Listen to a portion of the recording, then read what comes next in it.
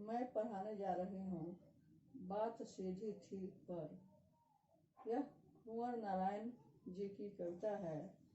इस कविता में कवि कुंवर नारायण जी कहते हैं कि कभी कभी हम बात को खूब सुंदर और लच्छेदार बनाने के चक्कर में भाषा को काफ़ी कठिन बना देते हैं और भाषा को इतना कठिन बना देते हैं कि पढ़ने वाले को समझ में नहीं आती और वे उसका अर्थ ही नहीं समझ पाते। और कविता की जान होती है भाव, और उस भावार्थ को ही लोग नहीं समझ पाते।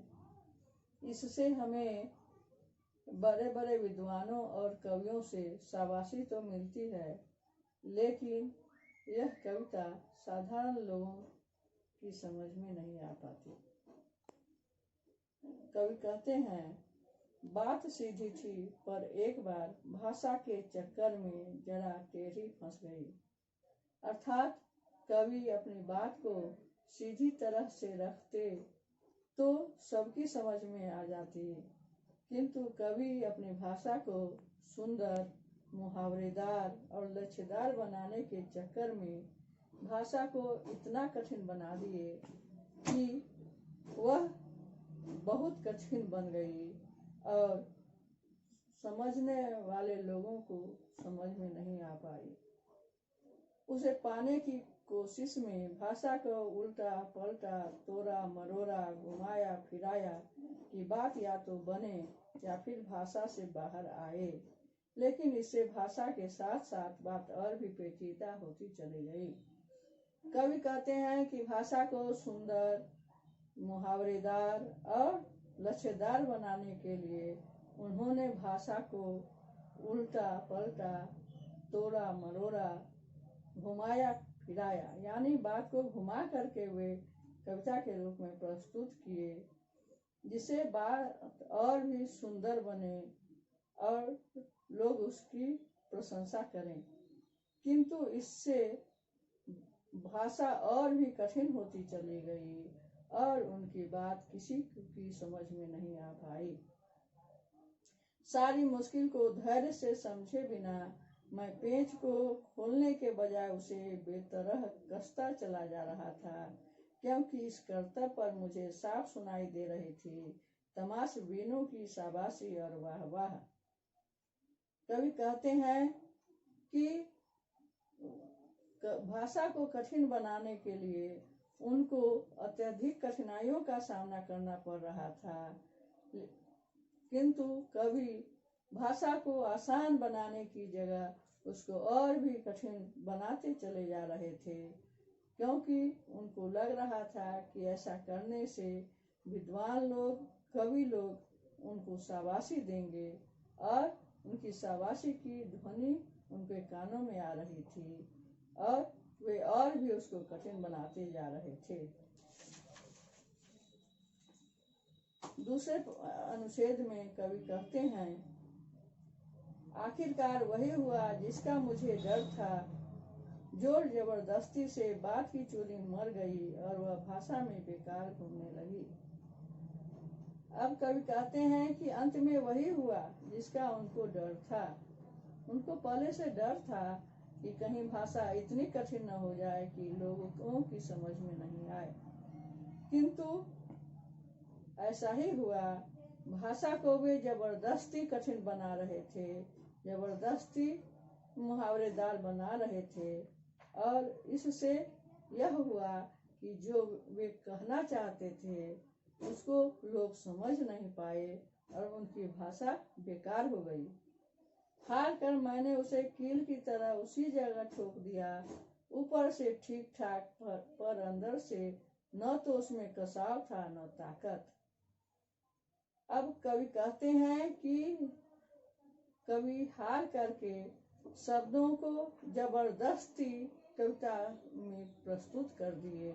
जिस तरह से कांटी को हम दीवार में जबरदस्ती ठोक देते हैं, उसी तरह से कवि कठिन कठिन मुहावरेदार शब्दों को अपनी कविता में प्रस्तुत कर दिए जिससे कविता ऊपर से तो बहुत सुंदर लग रही थी, बहुत मुहावरेदार और लच्छेदार भाषा उसकी हो गई थी, किंतु भीतर से उसमें ताकत नहीं थी। अर्थात कविता में भाव की प्रधानता होती है, कविता की जान उसके का भाव होता है, लेकिन कविता में वह भाव ही नहीं था, जिसके कारण लोग उसके अर्थ को ही नहीं समझ पाए। बात ने जो एक शरारती बच्चे की तरह मुझसे खेल रही थी, मुझे पसीना पोंछते देखकर पूछा, क्या तुमने भाषा को सहूलियत से बरतना कभी नहीं सीखा? यहाँ पर कवि ने बात का मानवीकरण किया है। जिस तरह से बदमाश बच्चे शरारत करते हैं, बदमाशी करते हैं, उसी तरह से बात भी कवि से पूछती है। बात कवि के साथ खेल रही थी और कवि जो है कविता की भाषा को कठिन बनाने के लिए काफी प्रयत्न कर रहे थे, जिसके कारण वे पसीने पसीने हो गए थे, यानी उनको काफी मेहनत भी करनी पड़ी थी। तो बात कवि से पूछती है, कवि पसीना पोंछ रहे थे, उसे देखकर बात कवि से पूछती है कि क्या तुमने भाषा को सहूलियत से बरतना कभी नहीं सीखा? अर्थात बात कहती है कि तुमने भाषा को आसानी से प्रस्तुत करना कभी नहीं सीखा।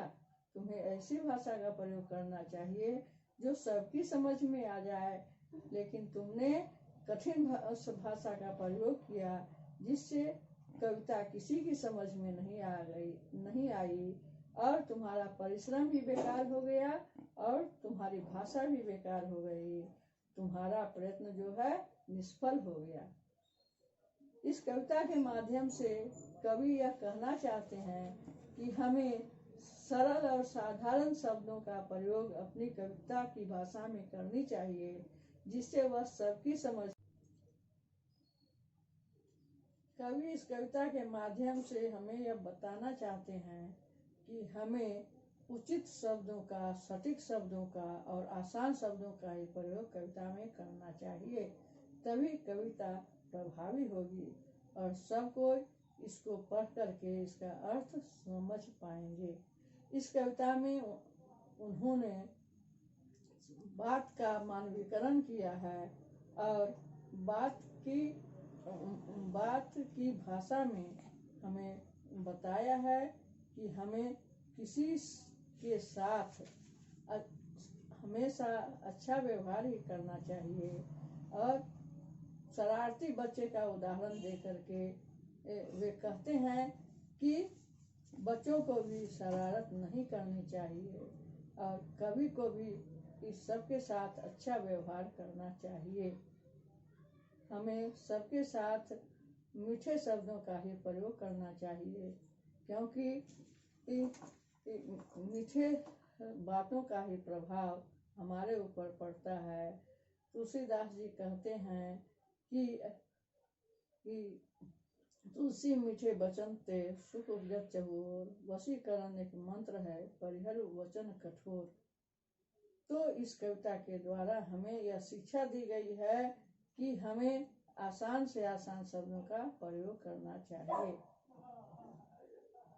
इसका शिल्प सौंदर्य हम लिखवा चुके हैं और प्रश्नोत्तर भी लिखवा चुके हैं, उसको गृह कार्य की कॉपी में लिख लेंगे और इसे याद कर लेंगे।